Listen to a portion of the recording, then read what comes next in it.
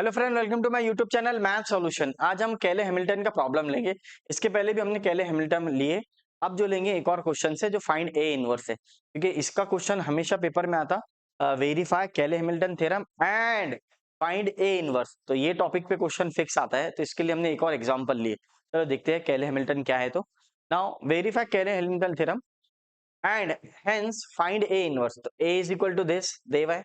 Same procedure जो आपने eigen वाले आइजन वेक्टर में अप्लाई करे कैरेक्टरिस्टिक इक्वेशन के लिए, और इसके पहले के केले हैमिल्टन में अप्लाई करें। क्या किए तो सर, सबसे पहले आपने लिखे यूजिंग कैरेक्टरिस्टिक इक्वेशंस।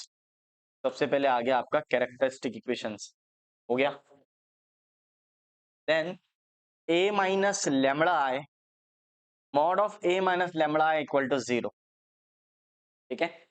अब ए माइनस लेमड़ा आई का मीनिंग क्या होता कि जो डायगोनल है उसको लेमड़ा से सब्ट्रैक्ट कर दो। तो डायगोनल कौन सा है? 1 है, 3 है और ये -4 है। मेन डायगोनल जिसको बोलते हो, तो 1 माइनस लेमड़ा हो जाएगा 1 3 1, फिर देन जिसको 3 माइनस लेमड़ा और ये -3।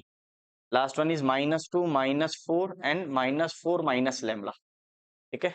अब ये इसको दो मेथड है इसको सॉल्व करने के। एक तो डिटरमिनेंट, सिंपल जो डिटरमिनेंट देगा उसको आप एक्सपांड करके सॉल्व कर लीजिए। देन दूसरा जो आपके पास स्टैंडर्ड इक्वेशन गिवन है उसके रिगार्डिंग आप सॉल्व करो।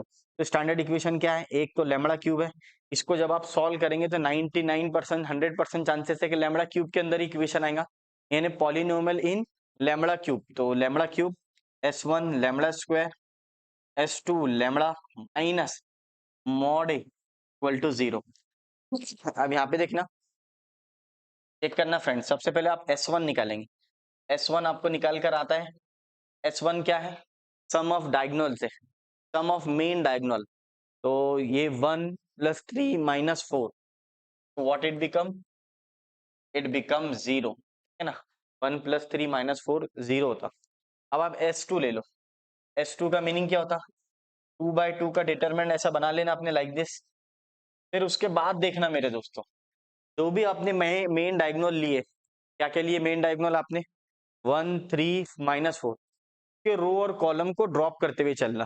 फिर 2/2 का डिटर्मिनेंट बनेगा। मैं सर समझा नहीं मेरे को। जैसा मान लो आपने पहले 1 लिए, उसके रो और कॉलम को छुपा दो। तो क्या आ गया? 3 -3 -4 -4 आ गया। तो उसको लिख लो 3 -3 -4 -4। फिर आपने क्या लिए? 3 लिए, तो ये वाला 3 लिए, इसके रो और कॉलम को ड्रॉप कर दो। तो क्या बचा? 1 3 -2 -4। तो 1 3 -2, तो इसको रफ कर देते पहले। 1 3 -2 -4। फिर लास्ट वाला क्या है? -4 लिए, इसके रो और कॉलम को ड्रॉप कर दो। अगेन इसको 1 1 1 3 1 1 1 3। अब इसको सॉल्व कर लो। अब ये तो सॉल्व करके आता है आपको। इसको इससे मल्टीप्लाई, इसको इससे मल्टीप्लाई, -12 होगा। ठीक है। -4 इंटू -3 -12 होता, सॉरी +12 होता, और ये जो माइनस आता फॉर्मूले का माइनस है। फिर ये -4 + 6 देन 3 -1, ये -24 हो जाएगा, ये 2 हो जाएगा और ये 2 हो जाएगा। अब ये 2 + 2 ये 4 होता। Then final answer will be -20। तो S2 आ गया आपका -20। अब क्या करेंगे हम लोग? यहाँ पे S2 -20 आ गया। अब आपको निकालना है मॉड ए। अगेन मॉड ए निकाल लो। मॉड ए कैलसी से भी निकलता। कैलसी के अंदर, कैलसी देख सकते हैं अपन, वीडियो है मेरे कैलसी के अलग। 1 3 -3 विदाउट कैलसी भी सॉल्व होता। विदाउट कैलसी कैसा सॉल्व होता वो देखेंगे हम लोग। तो सबसे पहले स्पेस बना लो इस पे थोड़ी सी। हाँ, चेक करना भी यहाँ पे विदाउट कैलसी कैसा होता देखना। पहले आप 1 लेंगे, तो 2/2 का डिटरमिनेंट, फिर ये -1 लेंगे इसका डिटरमिनेंट, फिर ये 3 लेंगे, यानी फर्स्ट रो के एलिमेंट। जब आपने 1 लिए तो इसके रो और कॉलम को ड्रॉप कर दी, तो 3 -3 -4 -4। देन आपने अगेन 1 लिए ये वाला, तो इसके रो और कॉलम को ड्रॉप कर दिए, तो ये -2 -4 हो जाता। लास्ट में आपने 3 लिए, उसके रो और कॉलम को ड्रॉप कर दो इस तरह, तो बचा 1 3 -2 -4। ठीक है। अब क्रॉस मल्टीप्लीकेशन कर लो, तो ये हो जाएगा 12 -12 -1, ये हो जाएगा -4 -6, और ये आपका आ जाएगा 3 -4 +6, ठीक है।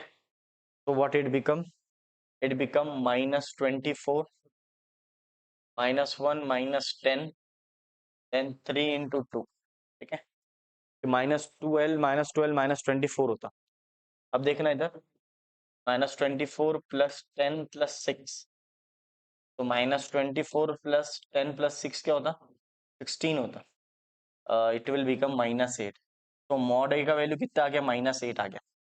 मॉड ए क्या आ गया? -8 आ गया। अगर आप कैलसी से भी सॉल्व करेंगे तो भी इतना ही टाइम लगता, तो हमने डायरेक्ट सॉल्व कर लिया। अगर आता है तो सॉल्व करना, नहीं तो रहने देना। अब आपके पास सब वैल्यू निकल गया, ठीक है। ये मॉड ए के बाद में आपको नीचे लिखना, आपके पास स्पेस होंगी तो हम लोग यहाँ लिख लेते इसको। लास्ट वैल्यू λ³ माइनस S1 कितना है? 0 है, 0 λ², then S2 is what? S2 is -20 λ, और mod A is what? mod A is -8, then minus into minus plus equal to 0. Then again what it become? It become λ³ -20 λ plus 8 equal to 0. ये polynomial बन गया, polynomial equation बन गई λ³ के form में। अब इसमें कैले हैमिल्टन अप्लाई करेंगे, यूजिंग कैले हैमिल्टन। जैसे आपने कैले हैमिल्टन अप्लाई करे, कैले हैमिल्टन अप्लाई करे तो लैम्बडा बिकम ए हो जाता। लैम्बडा बिकम ए क्या हो गया देख लो इधर, ये पॉलिनोमियल इक्वेशन था, तो लैम्बडा A³ हो जाएगा 20A हो जाएगा 8I, यहाँ कुछ नहीं है तो I लिखते मैट्रिक्स के अंदर, जहाँ पे 1 रहता है वहां पे I लिखते, unit matrix, I for unit matrix. अब आपको वेरीफाई करना है, तो वेरीफाई बहुत सिंपल तरीका है। सबसे पहले आप A³ का वैल्यू निकाल लो, देन A का वैल्यू निकाल लो, फिर I का वैल्यू रख दो। अब ये सब मैट्रिक्स को रख दो और सॉल्व कर लो, आंसर 0 आएगा, क्योंकि जो कैले हैमिल्टन रहता है उसकी कैरेक्टरिस्टिक इक्वेशन खुद सेटिस्फाई करती, ठीक है ना। जो भी square matrix of Cayley Hamilton रहता, it satisfy its own characteristic equations, तो satisfy its own characteristic equation. तो आपको ये कैरेक्टरिस्टिक इक्वेशन कहाँ से मिली? ये मैट्रिक्स से मिली, तो ये मैट्रिक्स ही इसको सेटिस्फाई करेगा। तो आपको क्या करना है, सिर्फ A³ का वैल्यू निकालना है, कैलसी से निकल जाता, A का वैल्यू रखना है, यूनिट मैट्रिक्स रखना है। तो यूनिट मैट्रिक्स क्या है? I 1 0 0 0 1 0 0 0 1, ये सब वैल्यू रख के वेरीफाई कर लो पहले। फिर उसने बोला आगे फाइंड A इनवर्स, तो उसके बाद में A इनवर्स निकालेंगे। तो चलो देखते हैं वेरीफाई किस तरह होता है नेक्स्ट स्लाइड में।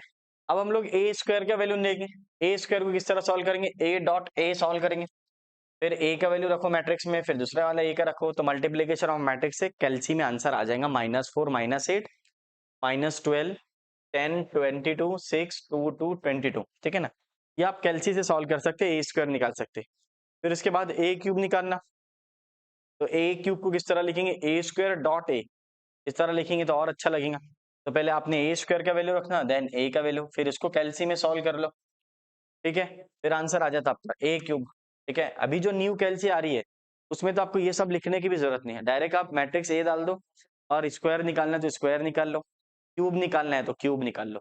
मेरे कैलसी की वीडियो है जिसमें ऐसा डायरेक्ट ले हुआ है कि स्क्वायर कैसे निकालते हैं, ठीक है। सेम ही मैट्रिक्स रही तो आप डायरेक्ट जो न्यू कैलसी आई हुई है, अभी जो आई हुई है, तो उसमें डायरेक्ट आप स्क्वायर करके निकाल सकते, क्यूब है तो क्यूब भी निकाल सकते। तो वो कैलसी में मेरे वीडियो है, जाके देख सकते हैं आप। आपको मल्टीप्लिकेशन ऑफ मैट्रिक्स करने की जरूरत नहीं है, 2 बार मैट्रिक्स डालने का काम नहीं।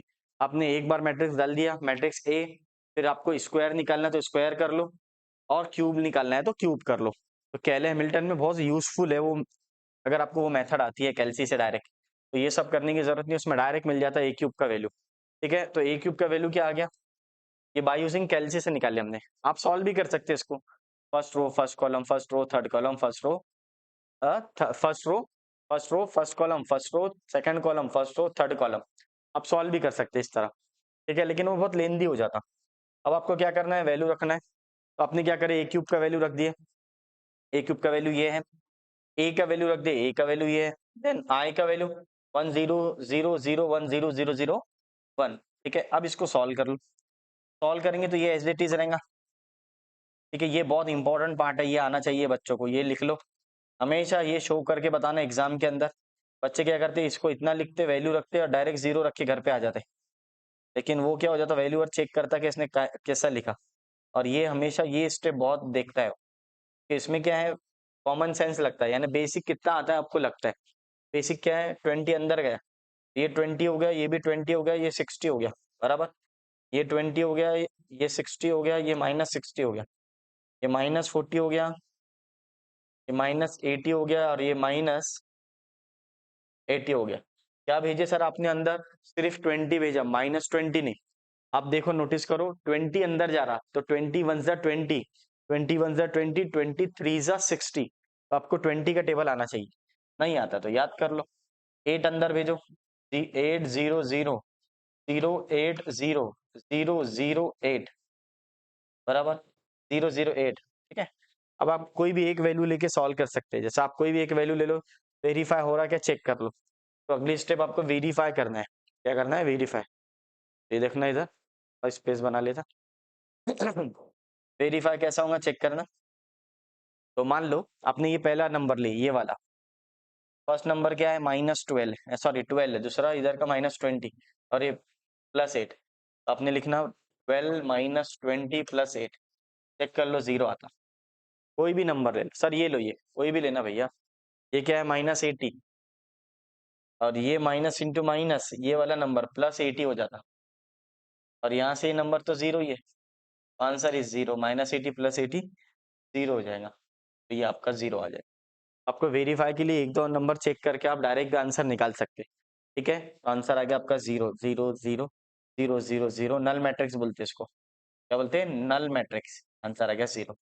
तो केले हैमिल्टन क्या हो गया, वेरीफाई हो गया, ठीक है। केले हैमिल्टन वेरीफाई हो गया।